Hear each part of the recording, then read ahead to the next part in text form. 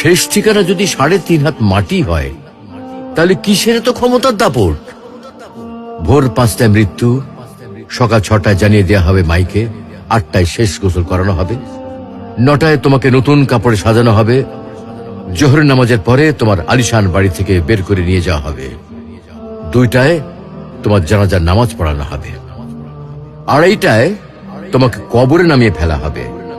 মাটি দেওয়া শেষ হয়ে গেলে কেউ তোমার জন্য দোয়া করবে, আর কেউ চলেও আসবে।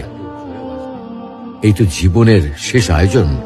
তো কিসের তো অহংকার, কিসের তো ক্ষমতার দাপট? হ্যাঁ, ক্ষমতা কারো জন্য চিরস্থায়ী নয়। অন্যায় ভাবে কাউকে ঠকালে একদিন ঠিক নিজেকেও ঠকতে হবে, এটাই নিয়ম। হ্যাঁ, এটাই নিয়ম। ভোরের সূর্যোদয়ের আলোতে যে পৃথিবী আলোকিত হয়, সন্ধ্যার সূর্যাস্তে তা আবার হারিয়ে যেত দেখি। অসত্য দিয়ে সত্যকে কখনো ঢেকে রাখা যায় না। প্রকৃতি বড়ই নির্মম। কবে কখন কোথায় কার উপর আঘাত হানে তা একমাত্র উপরওয়ালাই ভালো বলতে পারেন। অহংকার আর দাম্ভিকতা পতনের লক্ষণ, তাই অহংকারী না হয়ে সহনশীল হন। ক্ষণস্থায়ী এই দুনিয়ায় কেউ চিরস্থায়ী নয়।